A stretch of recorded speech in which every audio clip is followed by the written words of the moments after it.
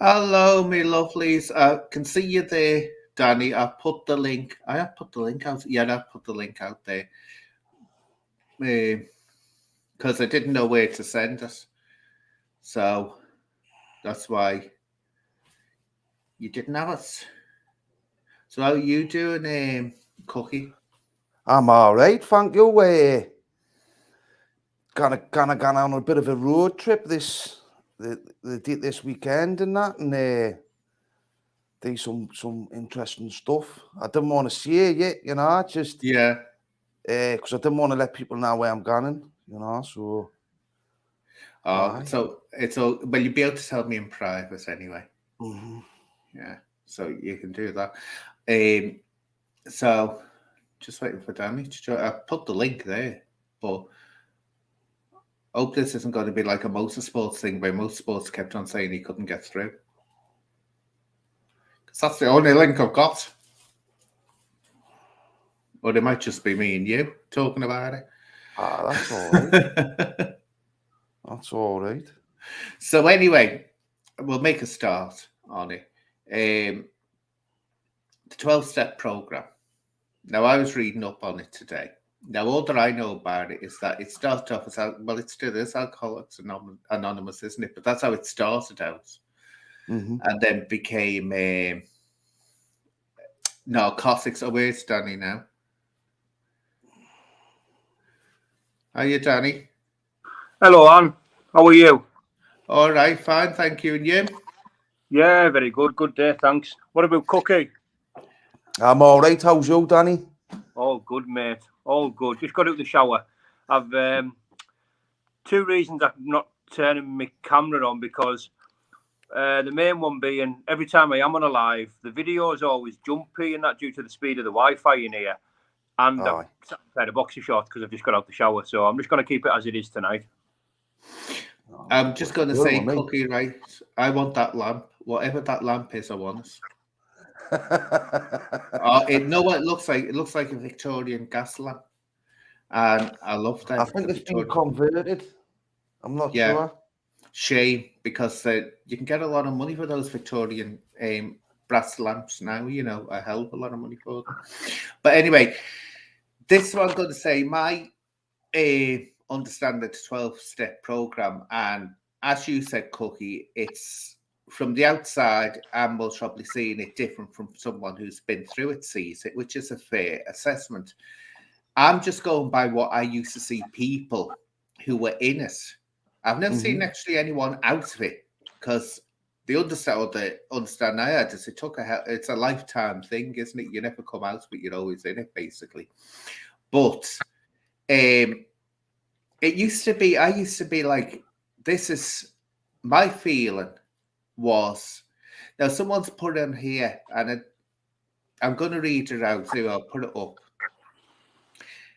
This is what it sounds like when you don't know anything about it or you don't know what it involves or what it's for. Isn't it supposed to be some kind of cult? Like you have to allow them to brainwash you with mad new age. Well, it's actually not new age. Well, it is, and it is. And I've been reading up on it today, and it does involve new age if you want it to be new age.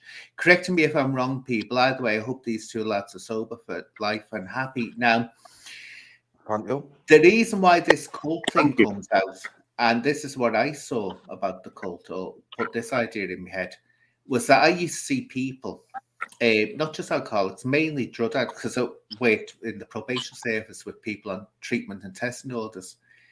And they'd be all happy, clappy, and Jesus, and then suddenly going on about Satanists and all that. And I used to think this is weird. Get them out of it. Get them out of it. It sounded like a cult, and everywhere was Satanists and all this business.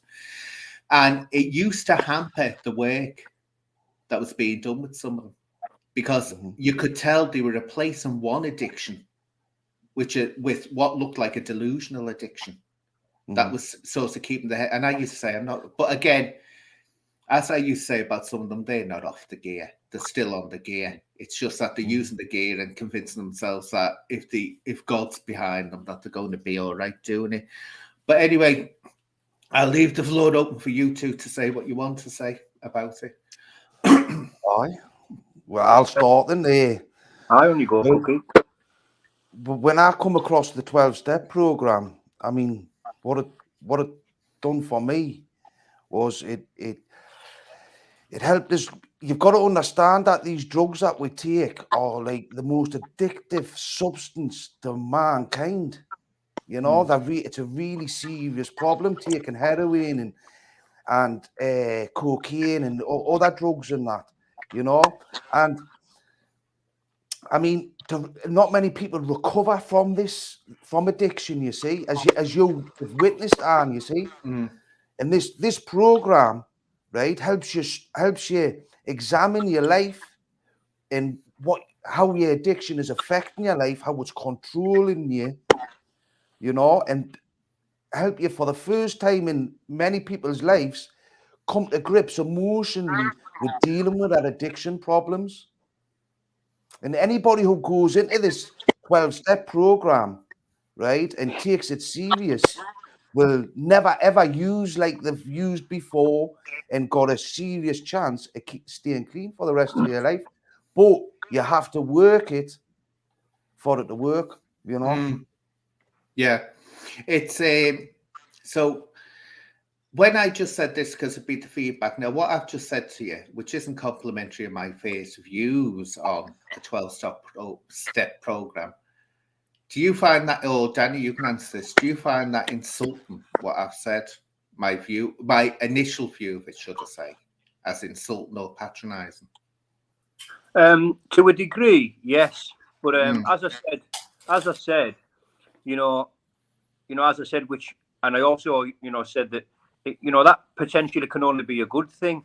Not having experience with the Fellowship of Narcotics Anonymous and not having any addiction problems to the point where you feel you need, help of somebody else or another fellowship or group or a non-profit organisation. That that's kind of the understanding that I would, probably expect from somebody who didn't have any experience from the rooms, Joanna's just said here, can you do the 12 steps without following God? Not being funny, generally don't know anything about it. Well, yeah, you can, because I've been reading up on it. And you can be a Christian, you can be a pagan, you can be whatever, or it can be just, as that person said before, New Age. It doesn't, you can't have the New Age concept of and I'll explain to people that don't know what agnostic means in a minute. But you can have this concept of the higher self, which jars in my throat, this higher self concept. It really does, because it's the question, do we have a higher self and all this? But for people who don't know what agnostic is you not, in other words, you don't know whether to believe or not. You're in two worlds. You're not an atheist and you're not a theist. In other words, you're not an out-and-out believer in a creator God. And yet you're not an atheist at the same time, but you could be an atheist, out and out atheist, and still do it. It's just creating, as what I learned from, and I only was on about an hour ago looking into it. I thought I better actually see if I know about this thing. Is that it's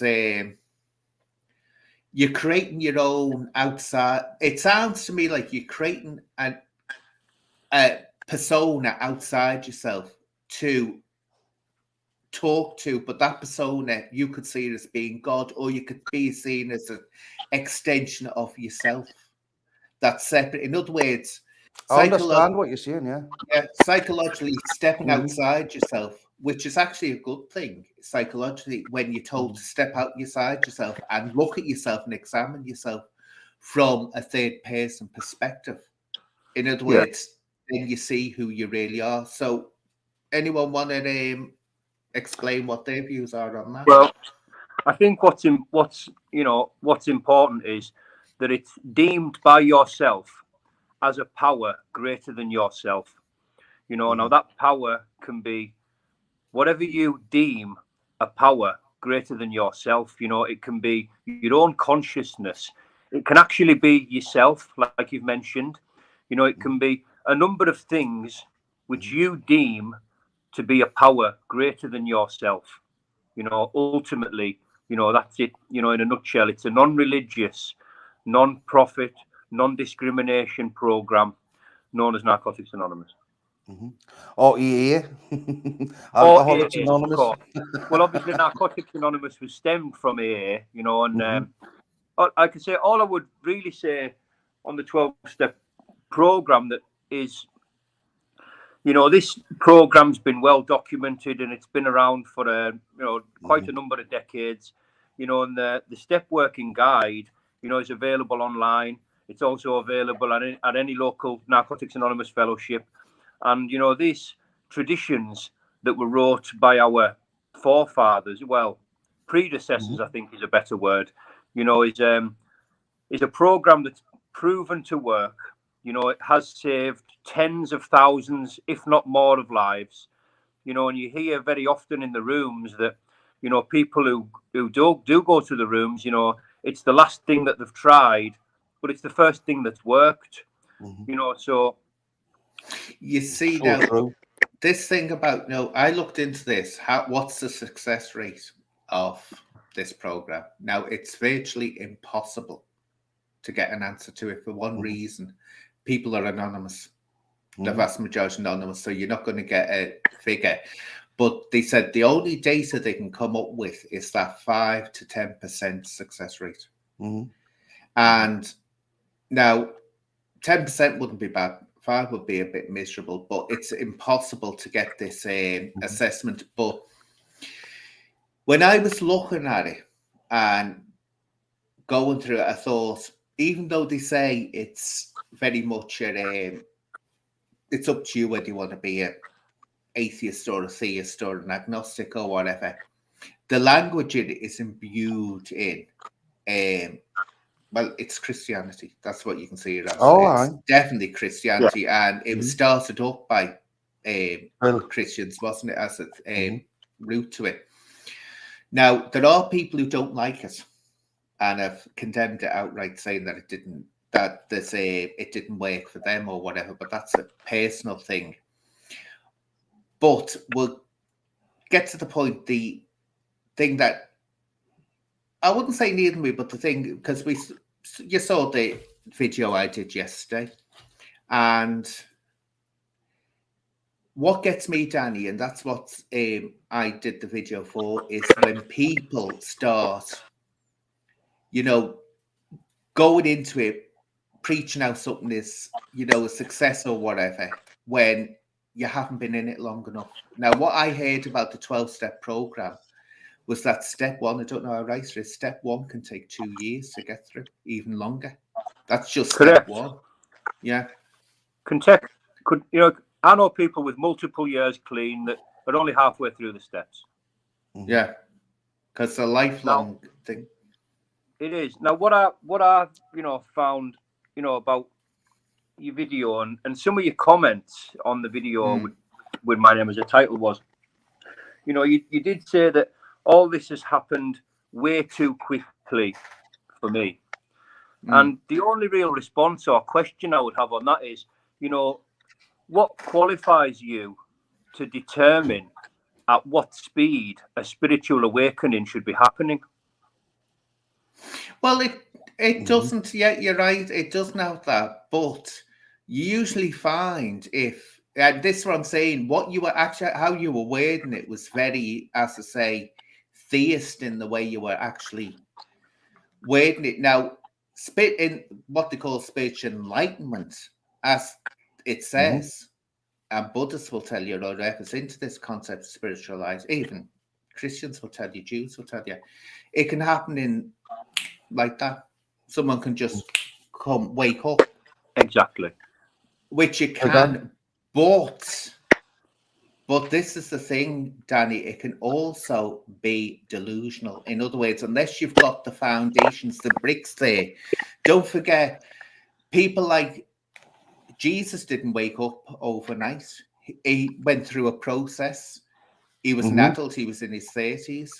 The Buddha went through years and years of searching before he suddenly woke up and became the Buddha. And that's what I'm saying. That what you were saying was you were sounding, which a lot of people that come out of this 12 or on this 12-step program do, that I've noticed, especially ones that have been using narcotics.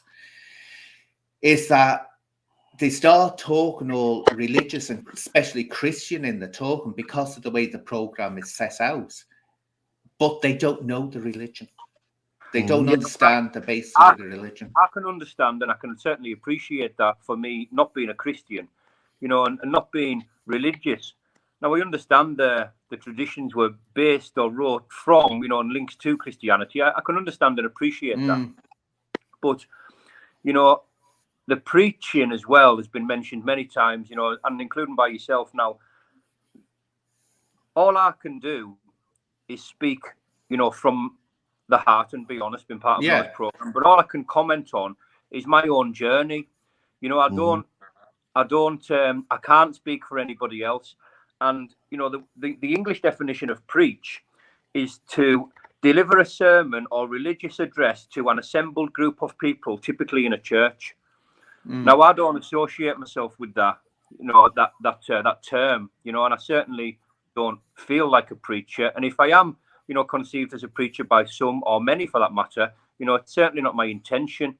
All I can do is speak from my own experiences being those that are only the ones that are known by me. I have no basis for comparison compared to other people's feelings because I'm me, they're them, you're you, she's her, he's him, and we're all an individual. So they're the only, I only speak from my own experiences, my feelings, emotions, and past behaviors and, from where I want to go with this program and certainly from how it's made me feel, in the past 6 months. Yeah. You see, it's... I mean, what you were saying there, and you were talking about like two things. A spiritual experience is when you're triggered and you've suddenly become emotionally aware and have that emotional understanding. It's like that, yeah. And with your addiction, and it all comes to you, and it's like strong. It's really strong. And then you've got the emotional, spiritual awakening is where you study, where you do your big book studies, and you study the literature, and you become more aware, emotionally aware, with the resolved side of things of your addiction. And that's and Danny, I think, has had a spiritual experience because obviously he's connected with that, and that's given me a higher understanding about himself and that confidence to deal with his addiction, where he wants to tell everyone, and that's kind of common in this in the recovery community, I believe. Yeah, it's you see, it's like Paul Venice right now. Paul Venice. Now, why didn't I make one about Paul Venice? And why did I make one about Danny but not Paul Venice? I think what it is, and this is just coming to my mind now, it's personality. In other words, Paul Venice puts it across like as you're speaking now, Danny, saying out your personal journey. Paul Venice doesn't have that, and I hate using this term because I don't want to offend you over it, preachy tone about him. He doesn't have that. It's just like, he's talking in general and this is my journey. But I think what it was, and I can be like this, you've got you can have a forceful character. In other words, you say what you say and you say it. You don't and or mess about, you say it. And that can come across when it sounds religious, it can come across as preachy. Do you know what I mean? I understand. I definitely understand. And I think, that's perhaps one thing that we do have in common. We might have more in common, but I think that's one of the things we might have to do. When we do speak and when we do give opinions, it can be said with what could only be described as conviction, know? And, I can appreciate that. But it's, see, and this thing, because people have said to me in the past, they said, why do you always get onto this religious thing, especially if it's Christians? And I get called a Satanist and everything, which I'm certainly not. I don't believe this. I don't believe in the creator God, and I'm not a Christian, so I can't believe in the devil if I'm not a Christian. And it amuses me when people say the Satanists, right? But they don't believe in God. I'm sorry, they come as a package. You can't have one without the other. They come as a package. But I say, I was brought up to let people know why this interests us with me, and I find religion, especially the Bible and the history of Judeo-Christianity, fascinating, is because it defines the world as it developed. It really does define the world. But I was brought up a Catholic. When I was about 11, I started having doubts because I was always reading, and I started reading the Bible and really reading it and wanting to understand what this meant. And instead of being told what it was, because you get told, and had also a priest in school who used to come in now and again, a priest. And he was very forward thinking, and a very old stern man, but he was very forward thinking. And he used to always encourage us to question. Always question it. He said, don't just rely on what people are telling you. And that's where I started getting passionate about it, because over the years I started reading and I thought, wait a minute, this is not what you're getting told in churches. This is not what people are saying when they're talking about Jesus being this meek and mild character, or what the Bible is. It's a whole process of development. So that when I hear people going on about Christianity or whatever, and I know that they're getting it all wrong, they're just coming up with the blame, the nice sound bites. I think I said this before on another one. Because now the churches are in trouble getting people to, more and more people have left the church, because now it's not a crime, to be an atheist or whatever. There's no such thing as it's people are going their own way. The churches had to go from, which it was all brimstone and fire and damnation to control. You will be damned if you don't. This is the one truth faith. It went from that, and it had to get cuddly and nice to get people through the door, because they need money, they need donations, and so they've gone all cute now, and it's all now Jesus is this. I say Jesus is like this, been transformed into this Disneyland fairy that flies down from heaven with a magic wand, and you say, forgive me, O Lord. And he goes, ping, you are forgiven, go forward. Well, actually, if you read the Bible, it's nowhere near as simple as that. It's I mean, the whole life. Christian means actually Christ-like. And nothing else will do. So I always sort of like pull people up and say, no, you've got it wrong. You're not reading it. You're not reading it right. So that's why I get so involved. It's just one of my little passions. Like ballet is my passion, because I was brought up in ballet. And I'll discuss that forever and ever and ever. Because I find the whole history of the Bible fascinating. And it goes beyond the Bible. It goes to the Egyptians, the ancient Egyptians, really. You can see where it started. The Phoenicians, the Babylonians. It's all totally fascinating. You look into it, and that's why I get so passionate about it. And I think no, it takes a long time of study before anyone can be, to me, stand up and say, I'm a Christian. That's why that way. You've got to work hard at your faith, very hard. Very hard. Very hard. Well, that's Can I? Sorry, there, Cookie. Yeah. Could I question you on something on a statement that you made? Yeah. It was that you would win a debate on the content of the Bible with anyone. Now, I personally, I thought that was quite a bold statement, and I'm not doubting it. But what I'm asking if you stand by that. That you would win a debate on the content of the Bible with anyone. Because I found that a very bold statement, and I just wondered how much truth was in it. Well, if you're talking about kind of quotes word for word from the Bible, no, I couldn't. But if someone who's preaching, when I meant that, what I was meaning by that was, when someone comes on, and I get a lot of it, and you'll see it on your channel as well, going, oh, the Lord this, the Lord said this, the Lord said that. That's what I'm talking about. I'll say, well, come to me. This is the thing I do, which I never actually do. I say to people, when they start off on me, because you'll see it on my comments as well. I've got people coming on, you this, that, and the Lord said this. I had someone, I won't mention the name, but was going on about Lord and forgiveness and all this. It's too, that what I mean when I say that is say, well, come to me and I'll debate it and say, do you know it? And I kept on saying to him, there's one part, this is an example, this is the only way I can think of it, giving the example, Danny. He kept on going on about, forgiven the sin. So I just put in there, I said, yeah, and he was. What you'll hear is that Jesus was the Lamb of God and he was sacrificed. What you don't hear churches advertising was that he's not only called the Lamb of God. When Jesus was ready to be crucified and that crown of thorns was put on his head, which was no accident, God meant that to happen, the crown of thorns to be made. He was turned into God's curse on mankind. And what it was, he was the curse God placed on Adam and Eve and the descendants in the Garden of Eden, so that when he was crucified, the curse was lifted.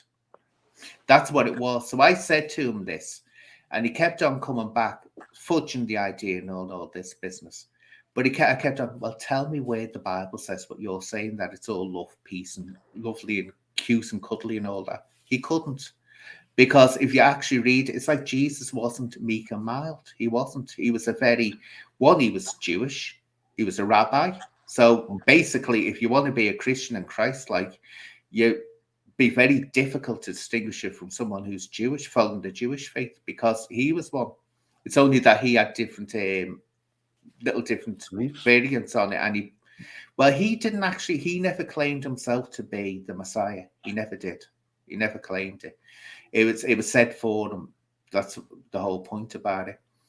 But little things like that, that's what I'll get into, and I'll sort of say, no, come to me. And because the other danger is, Danny, and I've seen it from working with the police and all this, and working in, I say, with drug users on the test and treatment orders, is there's a danger in someone being told that basically if you say, I'm sorry, you forgive. It's dangerous. And you'll get this happening in Catholicism. If you go to confession and confess, and this comes into us reading this is part of the 12-step program. You have to, at some point, is it the 4th step or something? You have to tell someone all the things and all this. That's confession now. The problem with confession is it can be 5. Yeah, that 5 it is. The problem, Paris, sweetheart. The problem with that is that, like in Catholicism, where you have this, and this is what the Reformation was all against. You go to see a priest, and the priest, if you confess, would forgive you your sins, right? Mm-hmm. Then the person would go out, do the same thing, and then just go to confessing and confess again, and they'd be forgiven the sins. That's what the Reformation kicked out about. They said no human being has the power to absolve your sins. And also, that's what I mean. It'll be like, well, I'll ask for forgiveness and I'll be forgiven because the Lord is forever forgiven. They don't get it. It's not if it's something you can do every week. Yeah, and then you'll be forgiven. Where actually, if you read this, if people do study it and read it, what they'll see, instead of getting told what's in the Bible, there's forgiveness. That's what it is there. There's a lot of, you will be forgiven your sins, but it's not as simple if there we are, you're forgiven. There's got to be recompense done. Yeah. There's got to be but actually the 12-step mentions that as well, doesn't it? That you've got to try, if you can, to put wrongs right, if you can manage to do that. Exactly. And I think step 5 being, we admitted to God, ourselves, and to another human being the exact nature of our wrongs, and I think sometimes doing those things, and going into a deep reflective state on, your wrongs, as it's quoted, can be a very powerful and eye-opening thing, because it's like I say, it's a real reflective thing, isn't it? And it's a real recognition, of what you've done, and why you've done it. And potentially the people you've harmed along the way, in your own actions, and I think recognizing that, is a very powerful thing. Yeah. I mean, you kind of do it. I mean, you do step 4, right? And in step 4, you have to look at yourself in a critical way, and you have to be fearless and try and own as much as you about yourself as you possibly can. And then you have to go. The reason why you have to go to another human being is because that's like your sponsor, and like that'll be an experienced member of the recovery community. and he'll be critical towards you. And this is where you identify your defects of character, how honest, the more honest you are with your step 4 and your step 5 is how successful you will be in your recovery. A lot of people can't be honest, and that's where they fail, you know, but those that who are fiercely honest and make that step 4 and that step 5 work hard at them 2 steps, their success rate is unbelievable. Yeah, I mean, bingo. I mean, you're looking at the step 1. We admitted we were powerless over alcohol, that our lives had become unmanageable. I mean, when we're talking about higher powers, right, it's because we are powerless.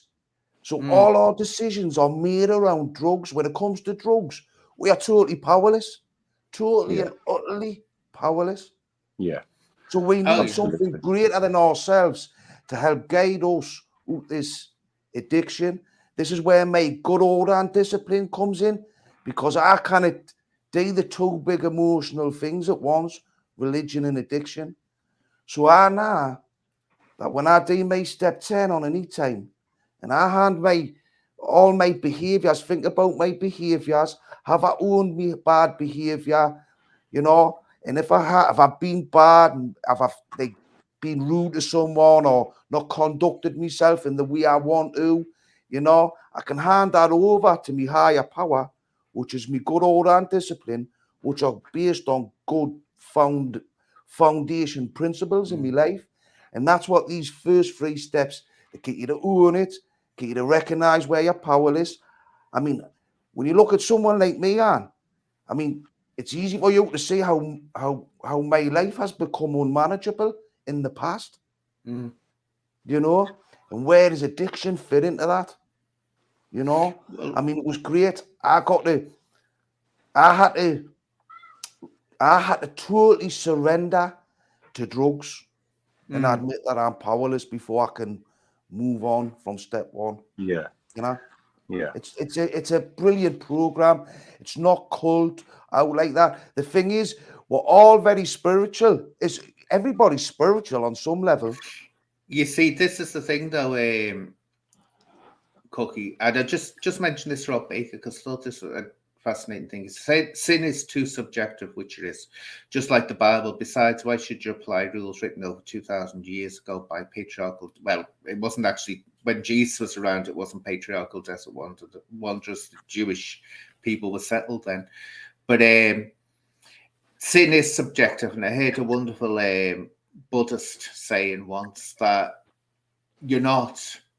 we are not punished for our sins. We are punished by our sins. In other words, you punish yourself when you recognize that what you've done is sin. And what is that? It's guilt.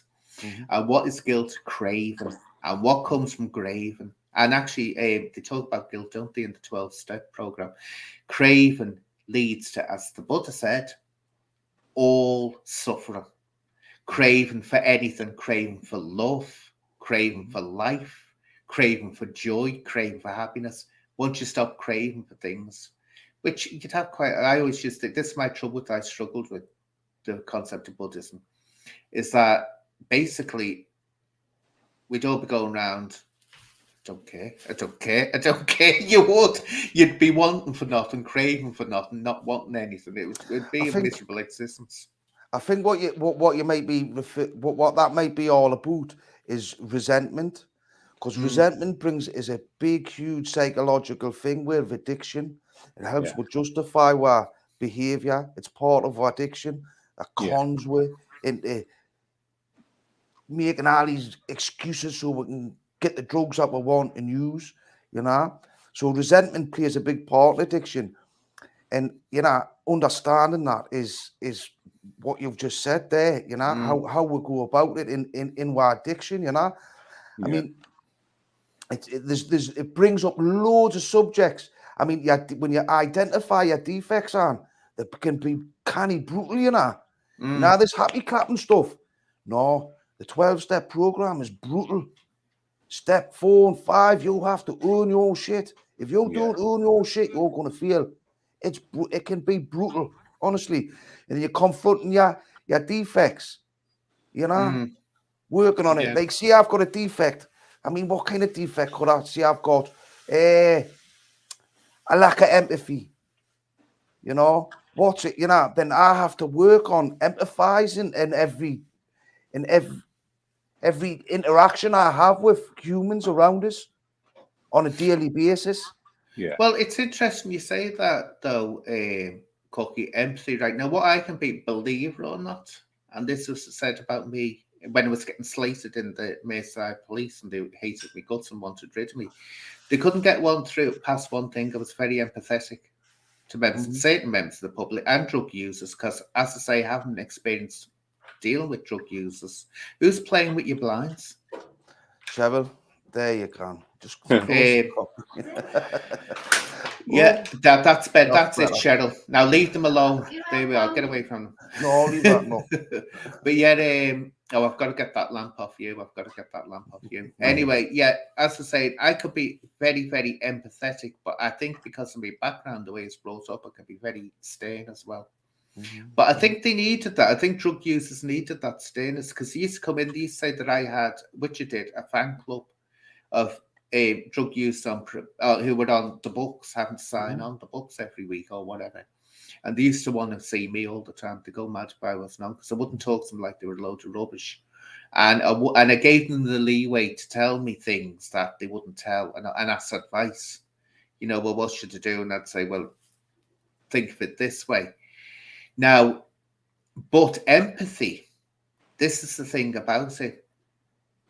It's not so much that you have to empathize with others. And I think that's where people can lead themselves into a dangerous trap of, if they're not all loving and joyous and loving mankind and all this, they can feel, especially if they're going down the religious road, they can feel they're a failure. Yeah. No, you can actually, it's not so much empathy that's required. It's just being, I will not hate you. Mm-hmm. Yeah. That's you can have no. Yeah, but to get real sorry, mate. Go on, Cookie. To get real understanding about, like, my defect, resentment, right? How do I, if I resent everybody around this, how do I stop that? I've got all these thoughts and that going on in my head that justify them resentments. I got two kinds of resentments. One's justified resentment, which is what people's done to this. And then there's unjustified resentment, just people that I might be jealous of and stuff like that, you know? How do I deal with that resentment? Well, I have to be able to learn how to empathize with people who've wronged us. Yeah. Right? And then I can learn how to empathize with people who have wronged. Cookie, this way you get where I feel you're getting it. You're not going down a helpful path here. You don't need to empathize. You need to just rationalize and understand and put it in its box. When you what I mean by see what I mean? Yeah. What I mean by empathizing, I was a car thief, right? So I went out without any conscience at all, and I would steal anybody's car, right? Now, that doesn't sit too good with me, because I can empathize with someone who's went to work, crafted hard for that. It's probably the most expensive thing they've ever bought, going to buy in their life, apart from the house. And some little sod like me comes along and robs them. Yeah, I get that. And for what I try and employ now is just a bit of thinking. Now, see, when I'm in the past, I have been aggressive and violent, and that was usually my first go-to emotion. If I was challenged in any way, or certainly if I felt threatened, I would confront them, usually in an aggressive way.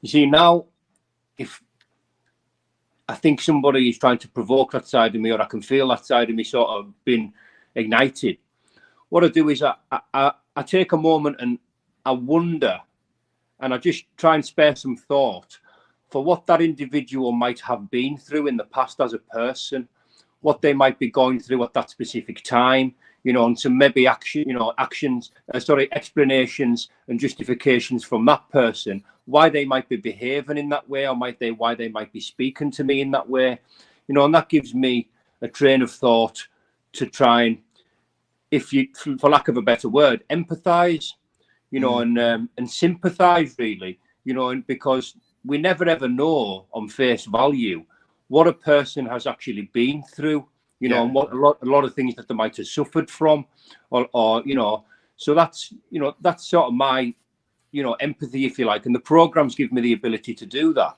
you know, and the fellowship itself, because like I say, I can't really comment on step 4 because I'm not there yet, but what I've heard many times in the room is that step 4, like you say, Cookie, is possibly the deepest step, you know, and it's like you say, very grueling, you know, and for lack of a better word, brutal, you know, because it's you know, we made a searching and a fearless moral inventory of ourselves, you know. Now that, you know, is very, very deep, you know. When you go into that and you hear about people that have done a step 4 in the rooms, you know, you can hear it in the voice, you know, what it's done to them, and it often gives people, you know, an enlightenment to the point where they reconfigure the entire way that they live their lives, you know, for the better, you know. So that to me ultimately is a good thing. I was reading that the 4th step is the one that if people are going to leave, I won't say fail because fail is the wrong word, isn't it? But if they're going to not be able to hack us through to the other steps, that's the step they leave at. Thank you, Alice. But has anyone, have you ever thought of, have you looked, either of you, outside at other approaches to dealing with addiction? Or was that the only one? This is, for me, one of a few things that I've tried, but the first thing, you know, that definitely worked. And as I just mentioned a little bit there, you know, after surrendering and after admitting that I was powerless over my addiction. Now, once I really looked into the powerlessness, and once I really admitted it to myself, you know, truly, it made me feel a lot better, you know, about, you know, my lack of control over the use of drugs. Exactly, you know, and it alleviated, you know, a portion of the shame, if you like, you know, because, you know, I am powerless, you know, and once I truly admitted that, and once I truly, you know, cemented that into the very forefront of my thinking, you know, it like I say, it alleviated, you know, a lot of the guilt, if you like, you know, of taking drugs, you know, and behaving the way that I did behave for so many years. Yeah, this is what you're saying there, Danny. Again, this is all reflected in the sort of like Buddhist philosophy of shame and all that craving. It's a craving when you shame. You feel shame and guilt. I mean, guilt can be great and shame can be great teachers to teach you not to do the same mistakes again. But when you're in, as you say, when you're in something that's got a hold on you, like biological hold, not spiritual hold, biological hold, like narcotics or alcohol. You know, that's where guilt and shame is going to actually be in danger of driving you further into it and keeping you there. Whereas in other situations, like if you go out and, like you say, Cookie, you stole cars, if suddenly you start feeling guilt and shame over that, that's a good thing because it will teach you not to do it again. That's the lesson you'll learn, you're not to do it again. But I always, the one thing I've spoken about this before, but it wasn't with people who were on narcotics. I, by accident, read a book by Eckhart Tolle. But when I say, let me justify this, the one book, I don't agree with Eckhart Tolle because he's gone on, because he's very spiritual, very, very spiritual. And not everyone wants that spiritual message there, and he is very imbued in it. But his first book, The Power of Now, I used to use that in the police when I deal with people who were suicidal. And it used to have amazing effects. And literally, it would be like that. It would be so quick, the effects would have on them. And the way he dealt with it, which was just a rehash again of the Buddhist message that used to say, because the Buddhist idea to everyone was, so what? So what? And the laughing Buddha is another one. When the laughing Buddha was asked about, oh, I'm suffering. Why do we have to suffer like this? Oh, what's happened to my parent? My parent or my child's just died. What should I do? The laughing Buddha would start laughing, and they couldn't work out. He's laughing at our tragedies. But then they suddenly twigged what he was saying is, this is temporary. Why this life is temporary, in other words, when you get emotionally imbued in it and start worrying about it. And I think the first, to me, but I'm going to say this before, and I've never been addicted to narcotics or alcohol. I don't drink at all. I've tried weed a couple of times, didn't like it. It made me feel sick. I didn't like it at all, so kept well away from it. And you can dance when you're on cocaine, let's say, but I never went down that road. But what I always found about it, do you know what? I've just gone and taken the thought right out of my head now what I was going to say. I was going on what? No, I hate that you start talking and I divert myself and then it goes out in my head. I know I was talking about drugs, wasn't it? I'd never drank and all that. I was going to say something that's gone out of my head because I tried to justify what I was going to say.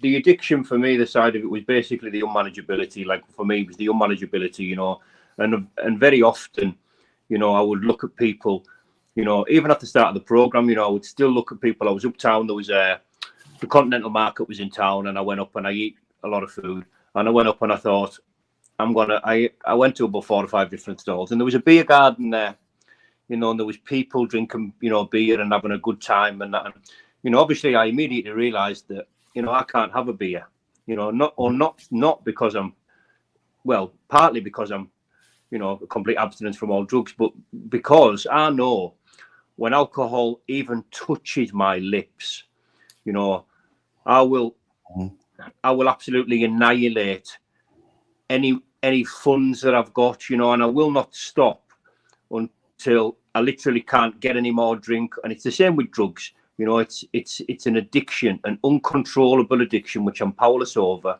you know. And I've looked at people that day in the Continental Market, and I must admit there was a feeling almost of jealousy, you know, looking at people that could have a couple of pints and enjoy a couple of pints and then go home for a meal or whatever it was, you know, then call it a day and go home. You know, I have a direct inability to do that, you know, and for a long time, there was no enjoyment whatsoever in the taking of drugs. You know, I literally, as I say in the program, I live to use and I used to live. Yeah. You know, it was the first thing I thought of when I opened my eyes, you know, was to take a substance, you know, which made me feel, or which I thought, you know, made me feel better. But then, you know, so after the climbing the walls stage sort of disappeared, which took about 8 to 12 days of possibly the worst physical and mental strain I've ever been through in my life, you know, coming off benzodiazepines, you know, which was, for lack of a better word, hell. Never experienced pain like that, physical pain, the constrictions in my head and my chest. But once that had passed, you know, I was certain that there was light at the end of the tunnel and I needed to persevere, you know, and I did. And it was very difficult them first few weeks, if you like. But once that was over, you know, slowly but surely, you know, I started recognizing what feelings actually were, you know what I mean? And the depth of those feelings to the full fulfillment of them, you know, and the full, you know, depth and width even of, you know, happiness, that feeling of joy, real joy, not the kind of joy that you get from a substance or a beverage, you know, the kind of joy that can only be delivered naturally, you know. And that for the first time ever, I started feeling those things. And if you like, I'm not saying it released my addiction all over again, but I certainly wanted a lot more of it, you know, and I knew the only way to get more of that was to continue doing what I was already, you know, started doing, which was following the program of Narcotics Anonymous, you know. And like I say, that's give me, you know, a mindset, not all day, every day, but, you know, at some points, at a lot of time through the day, it's given me a mindset, you know, beyond my wildest dreams, you know, a mindset that I never, ever thought I could achieve, you know, to be in a place spiritually, if you like, you know, that I never ever thought would be possible, you know, and certainly feelings that at 37 years of age had never actually felt, or if I'd felt them in my childhood, you know, the memory or the recognition of those feelings were long gone, you know, and to have them feelings administered, which felt like for the first time ever, you know, it was certainly a better feeling than any drug had ever given me. And I've taken a wide range of drugs, both illegal and prescription, and none of which have ever gave me, you know, a truer, more deeper, meaningful feeling, if you like, for lack of a better word, than, you know, natural joy, you know, and a natural recognition of true happiness, which came from within, you know. So, and this is why, sorry, go on, Annie. Oh, no, go on. No, do you know what? I was just going to say something, but you carry on, Danny, because I don't want to interrupt in your flow. Well, you know, and this is why, you know, I'll be part of the Narcotics Anonymous Fellowship, you know, for the rest of my life, you know, because it's given me something what no thing or no person could ever give me. Are you sure about that, Danny? It's what it's like, man. No, what I'm saying to Danny is, what you must have the greatest joy in your life when you look at your children. See what I'm saying? Anne, do you know the addiction? It takes over everything in your head, right? To the point where that's your drugs, you know, and your alcohol or whatever is the only thing that matters. Oh, I know that. I know. No, And this it dominates you. No, and it dominates you so much. So do you know when you identify with something that gives you that understanding, that emotional understanding to really tackle this problem for real? Yeah. That's what Danny's talking about now. Yeah, absolutely, Cookie. And you know, I think you hear this a lot in the rooms, but when I first stepped foot in the doors, you know, of the rooms, I was of the understanding, a false understanding, that you know, I was the only person in the world, really, you know, and I felt this uniqueness to my suffering, you know, and I thought that I was the only person in the world that felt like this. You know, I thought my addiction was unlike anybody else's addiction, you know, and I felt, and that came with a, you know, a feeling of isolation, if you like. And but when you are in the rooms, and I was, you know, I've really turned my ears on when people share, you know, because that once you start identifying with other addicts, you know, and as they say, you know, the power of one addict helping another addict is unparalleled. You know, I can identify with that because I've experienced it. Yeah. You know, and a little bit to what you were referring to before, you know, it took me a little while, you know, for me to pluck up the courage, if you like, to ask my potential sponsor at the time, which was the only person that I wanted as a sponsor, you know, and little did I know he actually knew my dad, you know, and I wasn't aware of that. But you know, my sponsor, who'll obviously go unnamed, is quite stern, you know, but what I recognized and what I know is about myself, that an arm round me and a cuddle and a quiet little, yeah, you can do this type of word in my ear is never going to work. It never has worked. It never worked in life. It never worked in boxing, in the training. What I need is somebody that's going to tell me how it is, for better, for worse, in a stern fashion, you know, and quite, you know, abruptly, really, you know, in a no-nonsense fashion, you know, and I know that's what works for me, you know, and my sponsor, like I say, I love him. I love the man like a brother, you know, and it's a beautiful feeling. This it, Danny. That's what I mean about you've got a powerful personality, and I can have that, and that's because basically I was brought up by two very strong parents, very, you know, who set down rules and did this. So I came out like no nonsense sort of way about me, but also I used to, when I'd be speaking to people who were on narcotics, drugs. So why am I saying narcotics? I sound like an American, don't I? Should say drugs. When they were on drugs, you know, you'd always hear. I mean, it wasn't always the rule of thumb. That majority of the rule of thumb was one. This is why I used to always say to the police, there, but for the grace of God, go away when they'd be going on. I'd say, it's not a matter of you choose drugs. Drugs can choose you. And I firmly believe that. And it's also the social setting you're sitting in. I don't care what anyone says. If all your mates are taking them, you're not going to be the little prissy one that's going to say, oh, no, I'm not going to take them. You know, you're just not going to do that. So it's all about, but I have seen situations, as I say, where people went around drugs and all that. And because there was something in them, some need in them, they went right down the road, which was horrendous. And I keep on saying this, which surprised everyone in the ballet world years ago. A wonderful ballerina, Gelsey Kirkland. If you put her name in, you'll see a story. And she did a book called Dancing on My Grave. Well, she came out and admitted she'd been dancing when taking cocaine. And it nearly killed her. She had 7 brain seizures. And when you look back, you can think she's high as a kite when she's talking, but she was able to dance. And so you can get someone in such a highfalutin, you know, where you wouldn't expect to see it. And it can happen. There seems to be, I think, and that's why I say, I think drugs, and I'd like to know your opinion on this, drugs and alcohol can choose the person doesn't choose it. Well, in other words. I think that, well, I don't think there's absolutely, you know, the disease of addiction does not discriminate.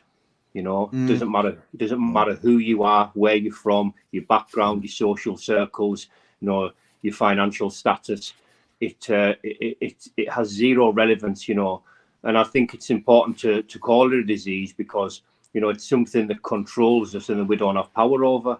You know, and it has to be, you know, probably one of the biggest serial killers out there. You know, and the amount of people that I know personally, you know, that I've lost, you know, through addiction, you know, family members included, you know, that didn't have the chance, you know, and didn't get the opportunity, you know, to enter the rooms of Narcotics Anonymous, you know. And from me and from my experience, and certainly from my local group members, you know,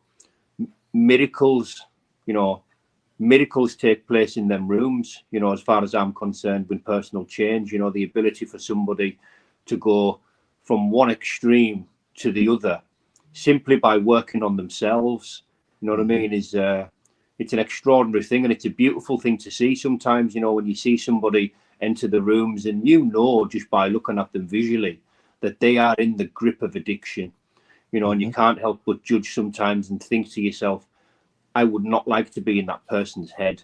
You know, I really empathize, if you like, with what that person might be going through, you know. And then you see them, you see the change in them, you know what I mean? You see the change, you see them almost come back to life, you know. And it's a very, very powerful thing, and it's a beautiful thing to see, you know, that when somebody, you know, begins to somewhat on some level, you know, reveal or unveil, if you like, the person that I think they were always meant to be, you know, but never got a chance to, like I say, unveil, you know, through the, you know, extensive use of narcotics.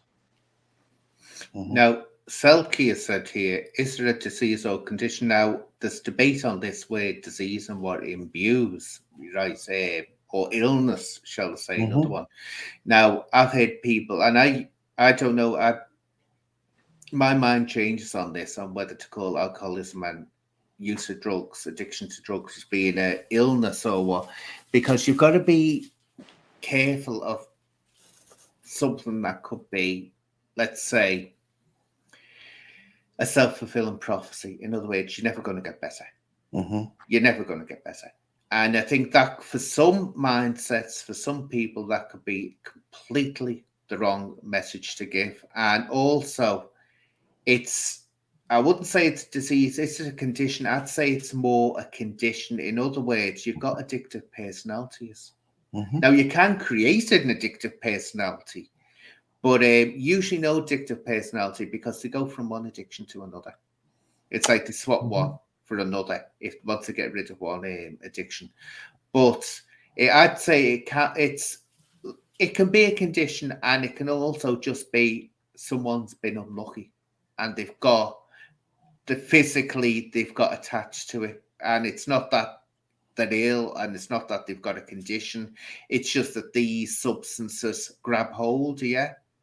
And it's difficult. Like you said, Danny, it becomes a case, so you said more or less, which I used to hear from a lot of people who were in the probation. They used to say they're only taking the drugs to feel normal. It stops becoming a high and becomes a way to feel normal, which is horrific. Absolutely. I can identify with that statement in itself, because I think, a lot of my using was, I used to take certain drugs at certain times to make me feel how I thought I should feel at that time. I thought there was a drug for feeling awake and lively. I thought there was a drug for getting to sleep. I thought there was a drug for being hungry, and I thought there was a drug, to make me feel sad and depressed for something that I might have done and thought I needed to pay for. For me, for a long time, there was a drug for what I thought was every feeling, but like I say, I was very misguided and I was very wrong about a lot of things, in active addiction, but that's what I can identify with. For a long time, I thought there was a drug, for every feeling, or for the feeling that I thought I should have been enduring. Well, I love the word disease brought into it. I mean, the fellowship does class it as a disease, but it brings debate as to what we're actually dealing with, When we see a disease, a lot of people disagree. How can it be a disease? It's more of a condition and stuff, and that's great, because it gets where to examine what addiction is, and talk about it, and that's the positive of it on both sides. And if you break the word down, which has been done many times, it's a dis-ease, which I think is for me, it's a perfect example of the condition, if you like, that we suffer from. It's a dis-ease, it's a dis-ease, and a disability, if you like, to live life on life's terms, so for me, it's a perfect description of it for me personally. Now, obviously, I understand everyone's entitled to opinion, and, debate can be a wonderful thing, but for me, in a nutshell, it is a disease because it's a dis-ease. Well, I'm just going to point out what Dodo said here. They believe it's hereditary. It can be. There's strong not all the time, but a strong evidence that someone will actually. They found a gene, haven't they? It's actually a gene that people have got. So it's not like something that's just imagined, but that's not always the case. It can be, and this is it, the natural nature thing. Is there in your nature? Is in nature? It depends what circumstance you're brought up with, what you're exposed to. And I used to hear all the time of people, I used to see my parents smoking weed. I used to see my parents doing this. And it'd be like, hello. And you're wondering why you're addicted to substances, because they've seen it around. And that's why I absolutely get furious. When people say, I don't let me kids see me. Your kids will see you. They'll know you're doing it. They're not stupid. They're not stupid. But and that's it. And they go, oh, weed doesn't matter. Now, this is what my view, because people always say to me, what's my view on, drugs and all that and legalization? To me, weed and stuff like that doesn't alter your actual perception or alter your, it's not a mind-altering drug. Well, it is psychoactive. Yeah, I think what it is, this is what gets me, is how much people are using it, because you get people, you see them on YouTube and you hear the grind and they're doing it. And it's like, you can tell they're going on, oh, I've got mental health issues. It's like, oh, but it's not it is. It's not helping. Whatever you got, it's not helping. You're smoking it 24/7. There's going to be something happening to your brain if you're doing that. Yeah. But people go, well, what happens is it will lead on to stronger things, if you legalize it. But the argument I say is that if you go in to buy a pack of cigarettes from news agents, they're not going to say, oh, yeah, would you like to try some of this cocaine I've got under here? They don't do that. So it's not going to get people, because this is the argument, don't legalize it, because if you do, that will get people on strong stuff. No, if you actually legalize it, this right thing happens is people will go and have to buy it. They'll have to pay the taxes on it. but it's a safer environment to buy it in. Where because it's illegal and it's more or less like a black market, you're going to people who will say, "Oh, here we are. Do you want this as well?" And that's it. But I think at the end of the day, we're in a society now, and we have to accept it, where it's just too readily available, and people want us to escape life itself. And that's what I think what happens with a lot of people. They want to, if they say that they're doing it because they want to feel up, they want an upper or a downer, they're not addressing the issues of what life is. And this is it. It's life. And I've said this again and again. I hear people saying, "Oh, well, you see, I need help because I've got mental health issues, because I've got anger management problems, or I've got this, or I've got that, or I've got the other." A lot of the time, it's a natural response they're given to a stressful situation that they're in, or a sad situation, or a trying situation. And I say to them, work it out. Is this mental illness, or you just have, guess what? We're human beings that feel. But some people think if they feel anything other than happy, there's something wrong with them. No, you're supposed to feel sadness. You wouldn't know what happiness was if you didn't know what sadness was. Exactly. And people, that's it. But people want to be on a happy mode all the time, or be content. That's what I'm saying, content. See, it was different in the past. People viewed life, and this is a religious way as well. People didn't view life as being a blessing. They viewed creation as a blessing, but they viewed life as something that you had to get through to get to heaven, or to get to the other world and enjoy yourself and have all the blessings. And the more you suffered and the more you got through that suffering and never complained, the greater your prize was when you got to heaven. But now it is, people want heaven to be on earth, which it's not meant to be. If you look at it, it's not meant to be. This is like, I'm just talking generally and not saying I believe this. This is the prove yourself run, as a lot of people will see it. No, go on, prove yourself, and then you'll get your little sweeties and your harps and your clouds if you get through this good enough, that way. But life isn't meant, and I think that's what's gone missing now. People have gone away from the fact that life is something you have to get through. If it's happy, great. If you can make happy, brilliant. But by its very nature of living and being mortal, we've got to suffer. And it's normal. It's normal to suffer. I think everyone should experience, the whole spectrum of emotions, for it to be life itself, and going back to a little bit there, what you were on about previously, and when you started speaking was, some people say they were born an addict. Well, I'm of full belief, that I was born an addict.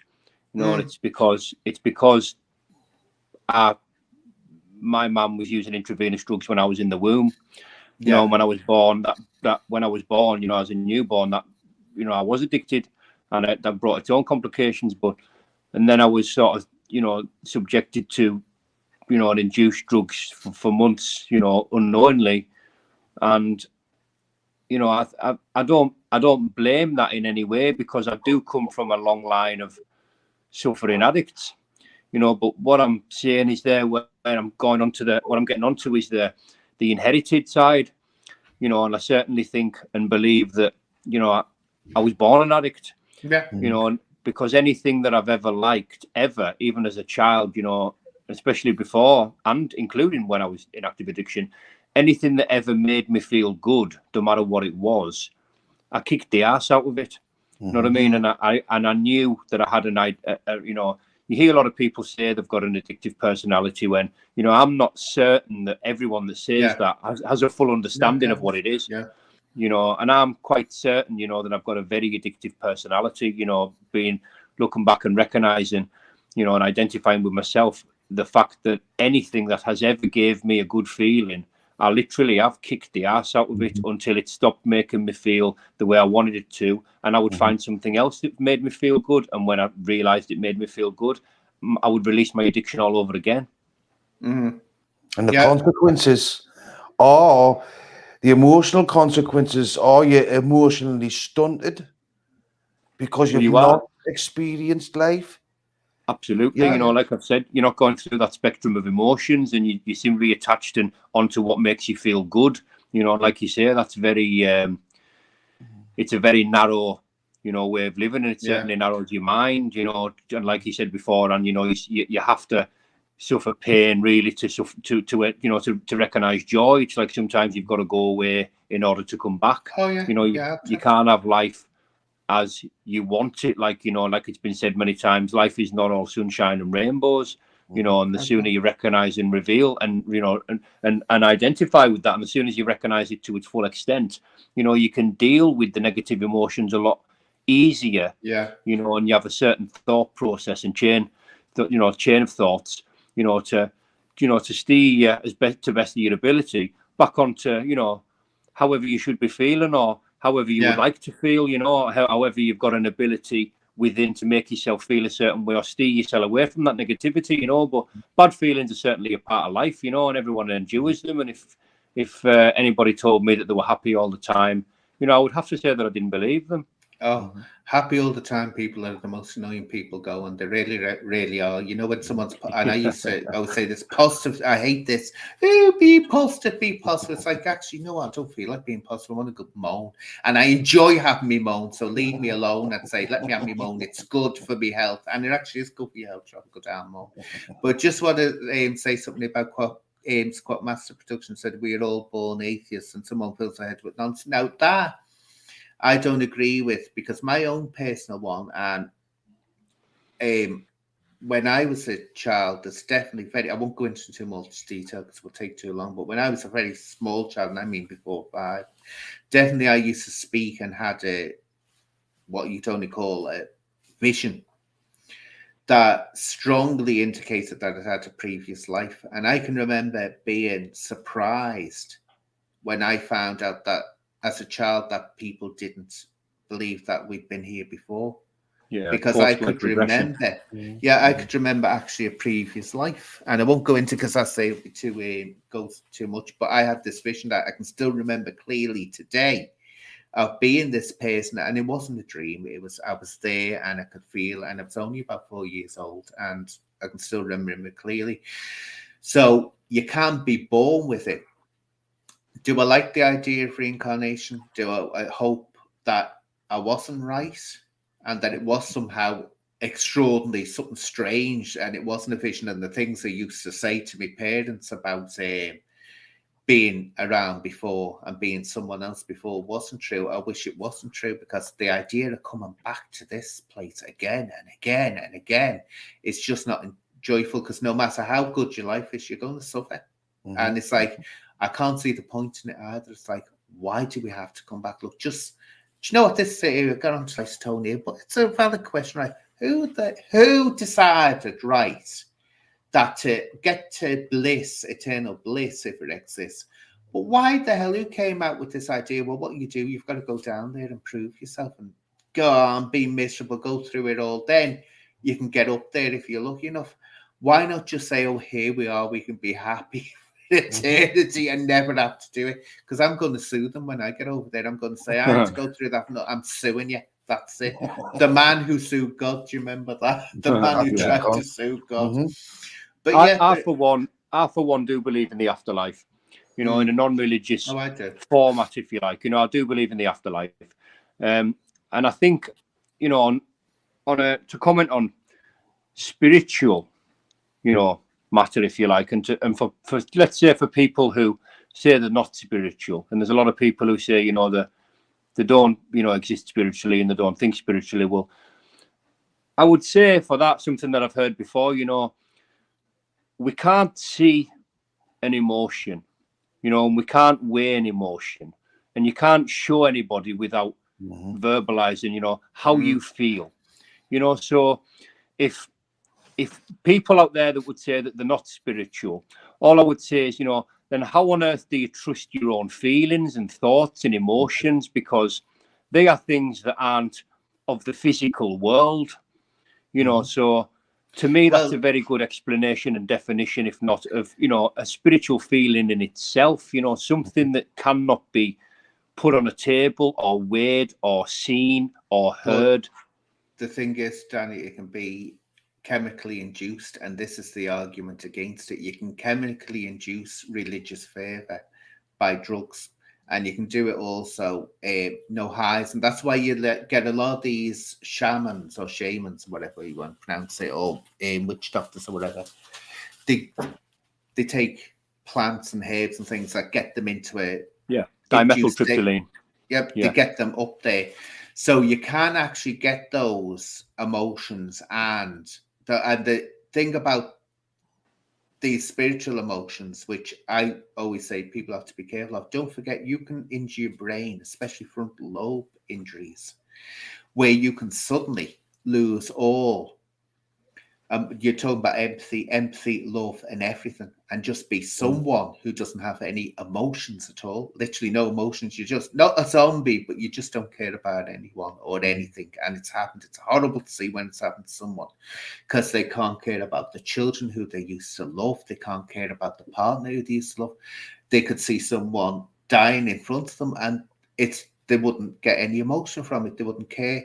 So if it was spiritual and separate from us, as the argument, and atheists will say this, it would still be there. No matter if you damage the physical, it would still be there, but it goes away. So there is an argument, and this way I was saying, do you remember I said about fuzzy feelings and warm fuzzy feelings? This is where I say people who are going into a religious route, or they sound like they're going into religious routes, have to be very, very careful, because fuzzy feelings are not confirmation that something's right. And actually, the Bible itself warns against this. They said, thinking that, I know one thing you said as well was, you were asking the higher power to, influence you.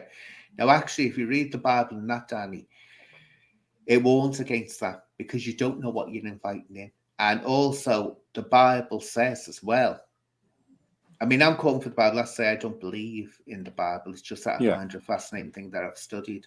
But it also states, and the Quran states this, that don't forget, Satan himself appears as an angel of light and can be your greatest dream. And my mama used to say this. I'll just say this. I love talking about my little mama sayings. And she used to always say, she'd say to me, what do you think the devil looks like? And I'd say, as a kid, big arms and, cloven hoof. She said, oh no. It's a person. He said, he'll be everything you desire. She said, he'll be the most beautiful. Because, of course, if he exists, if he was Lucifer, and this an argument as well, Lucifer and Satan are never actually connected in the Bible. There's no saying that one's the same as the other. But if it was Lucifer, Lucifer was described as the most beautiful creature God ever created. So she said he'd be everything you want, because, of course, and this is so true, if he's ugly, she'd say, you'll run away from him. He doesn't want you to do that. When I think of the little conversations I used to have with my mama, and that's why I can have a conscience, because she used to say, yeah, God can see you, and I can see if you're lying when I think of it. But yeah, that's it. You have to be very, very careful what you're inviting in. And also this thing with angels as well, people communicating with the guardian angels, the Bible's dead against that. And so is the Quran. But the Quran called them jinns. In other words, angels, what you've got to understand about angels and demons is, what is a demon? A demon is nothing more than a fallen angel. It's still an angel. You get two human beings, one's evil, one's good, right? You can't tell by looking at them. You can't tell by looking at a person whether one's good. You have to wait and see how they're acting. But so a demon isn't an ugly thing. It's just an angel that's cut off from the light, as the Bible says, and as the Quran says, to cut off from the light, or jinns as they call them. But angels themselves have one common factor. If you believe in this, they have free will. And God prized free will above everything. And that's why he didn't create man or angels that they'd be like robots. We worship you. We worship you. He wanted it to be a genuine love that people gave him. Bit narcissistic, but that was it. But that's what he did. But because angels, even the ones in heaven, can be good, they can have off days. they can be, they can be either way. 1 minute the good, then the bad. They always say you have to be very, very careful what you're calling in to guide you, because you just might call in something that's going to. If I may ask you something out on the video that you made, you said that that this sort of newfound faith, if you like, and a faith for me, God of my understanding, and faith for me is complete trust in something or someone. Yeah. Now, for all the worrying that I used to do, in my active addiction, certainly on things that I couldn't control, what I do is now I worry about myself, worry about things that I can control, and I concentrate on myself, and what I do is I hand everything else that I can't control, over to my higher power, God of my understanding. But what I heard you say something in that video that was, that this path, or this newfound faith, I just want to clarify, that I'm not religious, and I'm certainly not as familiar with the Bible as you might be. I do read the Bible because, I don't read it religiously. I read it because, it can make me feel good, and I like to read the Bible. And the actual Bible that I got, sort of came to me by chance. It was a Bible from 1932 that was my granddad's one and only Bible that I used to read regularly, that I was unaware of, and I picked it up from his house after he was dying, simply because it was his, and I put it with various other books under my sink. And I was given a blessing by somebody. I was told to go and find a Bible in my house. I'm fortunate enough to have one when he told me that, and he told me to open it and read. And the first page that it flopped open at was, it said, you will be blessed with a son named Dan. My granddad was the only person to ever call me Dan, really. And that, it really hit home, and to be honest, I felt like I felt him in the room, and at that point, it felt like I was always meant to pick up that Bible on that day, and I was always meant to read that paragraph, call it chance, call it coincidence. That's how it felt to me. Yeah. Now, when you said that this new path of mine, or this faith, if you like, I can't remember the exact reference, but you said, will only end one of two ways. And both of those ways, were negative endings. And I was just wondering, what your concept of that was. To me, that sounds like, somebody with faith in a higher power, or somebody who believes in God of their understanding, and their understanding only, will only end in a negative way. And I found that false, and I found it quite judgmental, to be honest. Oh, it was judgmental, but what it is I'm talking from, as experience to other people. As I was saying before, the foundations before someone goes and starts trusting in any religious or any belief system has to be that you understand that religion, you've gone into it. Now, what you've just said about the Bible, no opening it up and it said Dan and all this, again, that's something you would have been burnt at the stake for in the past, because you're using the book as a sort of like oracle, which, as God says, only he is the one that can do it. He knows what happens, and it's not for man to go into those things. But what I meant by that is that I've seen it happening too, and I was being judgmental in the way I was judgmental as what I was hearing you saying at that moment, because I've seen too many people go down this path, and it either ends up, as I'm saying, the fluffy feelings, it's all great, happy, then they can't maintain it, and it's crash, and they really go to bottom. That's why I say you can't rely. You have to wait for, let's put it this way, you have to harvest, enjoy the harvest, because you could have a bleak winter where you're not going to have food. So you have to prepare for that. That's not only always going to be happy. The second part of it, and where I was saying that it could go into a thing of delusional, in other words, and the egotistical superego thing, is that I've seen people as well starting, and you get this a lot on YouTube, starting to think that they're being chosen for a mission, or they're meant to be doing this. And this turns out in the end, and this is the danger of it, is that they start thinking that they did those things in the past. Like you were saying, Cookie, about the stuff like they start thinking, oh, well, I was meant to do that because God wanted me to go on this path, and God wanted me to do this. But I was reflecting that on you, not knowing yet. Now, you're right to say I was doing that, I say, from what I suppose in a way, I was using what you'd said to put my points and opinions. So that you became, do you remember I did that one about you when you were going on about the monkey, the chattering monkey, you know, where you had a voice in your head? And I found that fascinating. So I thought, I'm going to use this as a platform to talk about the chattering monkey, because it's a vital thing. It's the cause of so much suffering, the chattering monkey. So I'd use that. So I was more or less using you as a springboard to give my opinions. And maybe in retrospect, I shouldn't have turned around and said, you know, oh, Danny's this. I should have said, instead of saying this will happen, it might not happen. It might turn out all great, as you say.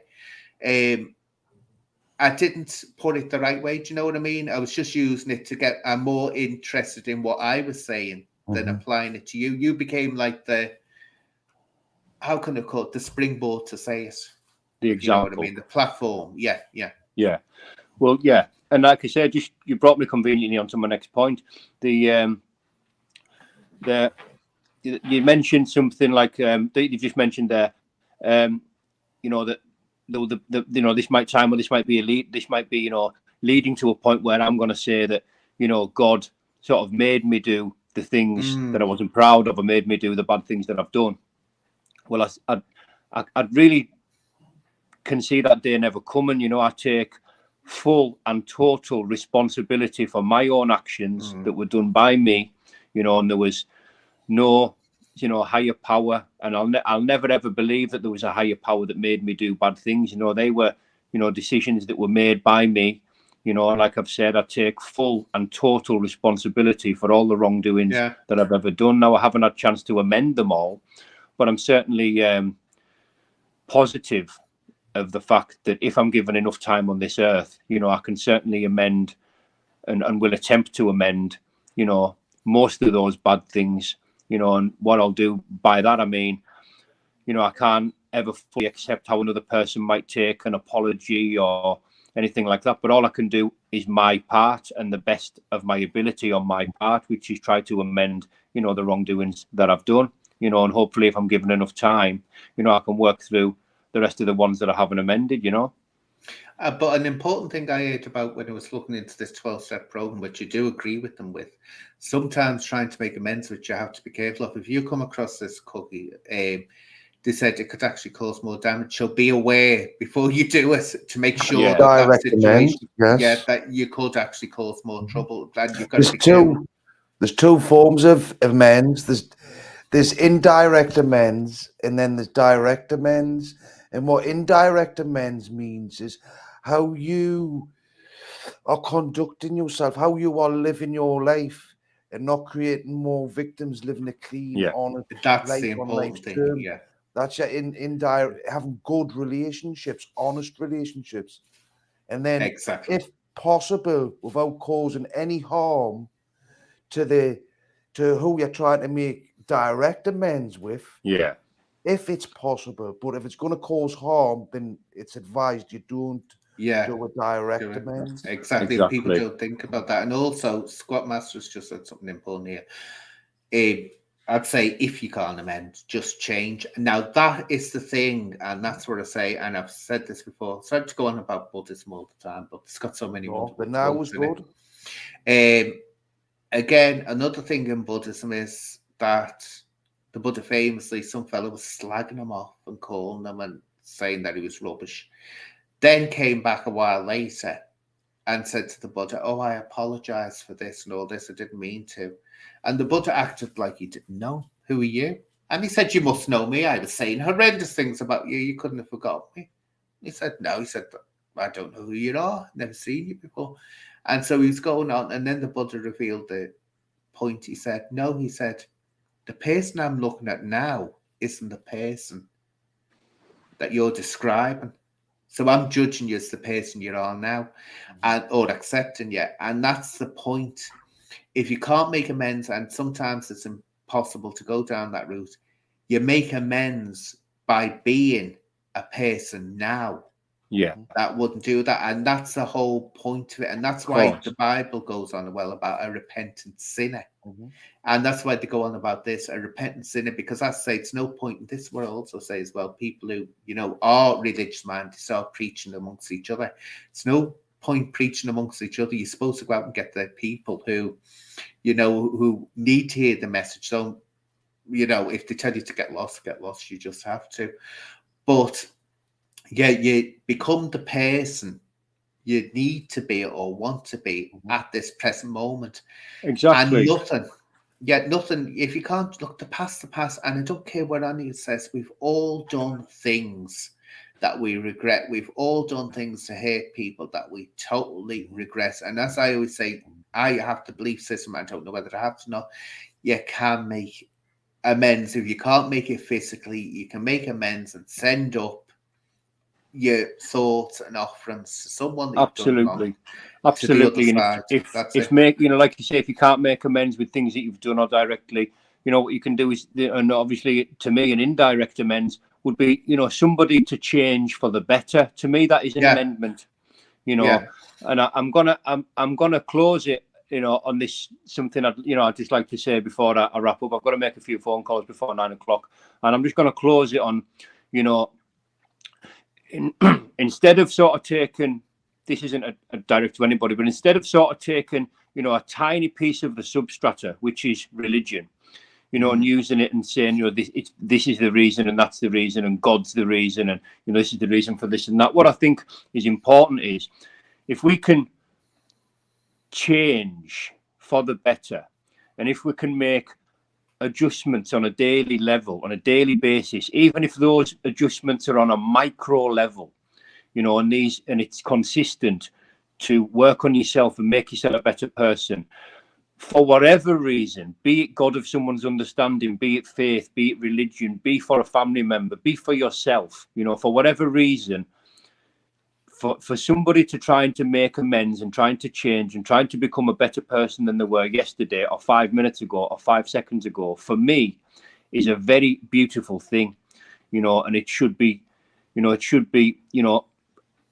if applauded really rather than judged, you know, because to put it bluntly, you know, what works for somebody might not work for somebody else. Oh, definitely, yeah. You know, so these things are a very individual thing. So what you individually, you know, as an individual feel better from and draw strength from and draw guidance from and draw, you know, positive change from, you know, I say fair play, and you know, that's why I don't discriminate, you know, from any religion, and I don't discriminate from any race or any belief, simply because, you know, we're all individuals and we can't speak for each other. You know, it's like you can't recover for another person, you can only recover for yourself. But what I would say is anything that's going to make that person a better person and is going to make improvements on a moral level, you know, on a personal level, you know, to me is a good thing. You know, a really good thing, you know, and it's been a pleasure talking to you both. But I'm gonna have to wrap it up on that. You know, I'm hoping you know, we can maybe do something like this again in time, Definitely, you know what I mean? And you know, maybe discuss, you know, any number of events, you know, because I have really enjoyed it. It's been good listening, and I appreciate the time you've given us, you know, for speaking. So some good came out of it. You say be a bitch, and yet good can come out of it. So there we are. Absolutely. Well, I thank you both. I'm gonna go for now. Thank you both for your time, and I'll speak to you both again. Bye bye for now. Take care. Pleasure, Danny. Bye, mate. Ta-ra, mate. Ta-ra. So that was interesting, wasn't it? So yeah, I think you raised good points, and it brought up a brilliant debate, and that's what it's all about.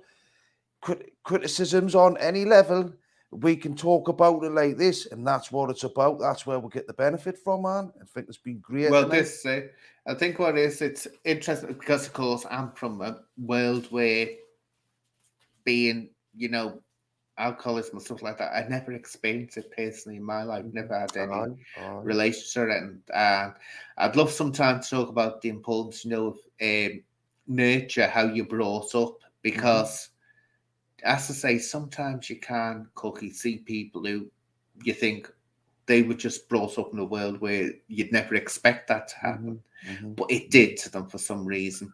Aye. And then you see other people who were brought up in the world where you think it's a set that they would have, and they didn't. That's right. And it's absolutely a fascinating subject, so we will talk about it again.